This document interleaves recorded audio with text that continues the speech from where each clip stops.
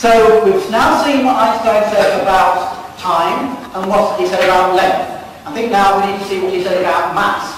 So we've got another experiment with moving masses. What I'd like here now is 2 volunteers who are good at either netball or basketball, and you can throw a ball.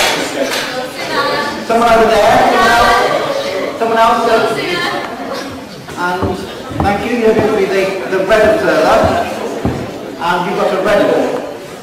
Now the red observer will have to stand here with your back to the audience, and the blue observer stand there facing, and just about here, not too far away, a bit closer than that, okay. And what I want you to do is throw the ball towards each other, not to catch the other person's ball. I want the ball to hit in the middle, bounce back, and catch your own ball. I think it's better if you throw it on the ball, it's too hard. I'll say 1, 2, 3, throw, and on the word throw, you throw it, okay? 1, 2, 3, throw. Oh!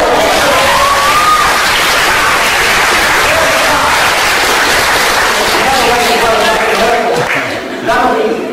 Now this is what you want to do while you're moving. You stay still, you stand over there, and I want you to walk over this way. Just actually move a bit to your right across here, some a bit further over here, so you're further down. Now I want you to be walking across here, and when you get to right here, I'll say 1, 2, 3, throw. And on the throw, you throw your balls towards each other, so they hit just about here, and yours bounces back, and you catch it after you've gone back. Okay? Start walking. 1, 2, 3, throw. You want to have one more go at it? See if you can do it just one more time. Okay, we'll start walking. 1, 2, 3, throw. Hey!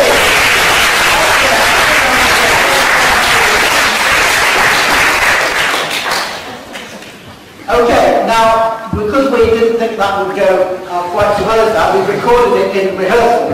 So here we've got the video of what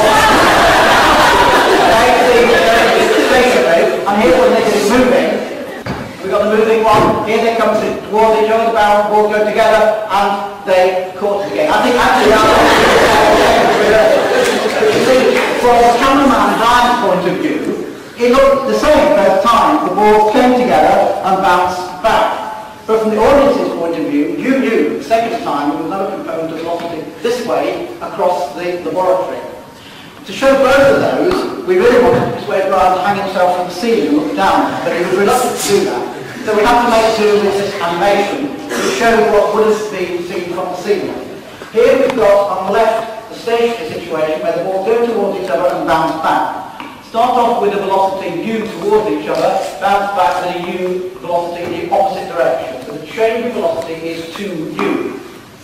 Both balls have got a mass ms, the stationary ball. So the change in momentum, mass times velocity, is 2msu for both balls. Now, in the moving case, it would have gone like this. It will go towards each other and bounce back.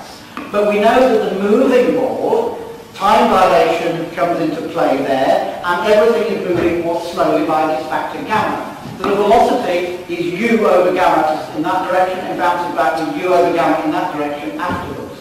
So as far as the blue ball is concerned, its change in velocity is 2u over gamma, and if the mass of the moving ball is mn, its change in momentum is 2mm times u over gamma.